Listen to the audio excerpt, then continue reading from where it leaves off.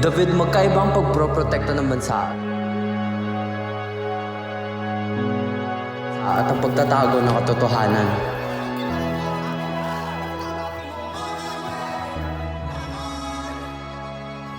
Alam ko kung ano yung nasa loob ng drive. Sa tingin mo ba papayag ako na makuha yun ng ibang tao?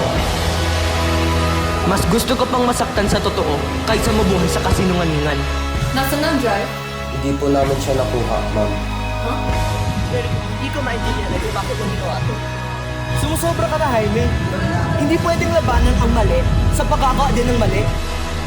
Pwede siraan ang drive ang lahat ng pinaghirapan at inalagaan ng buong bansa.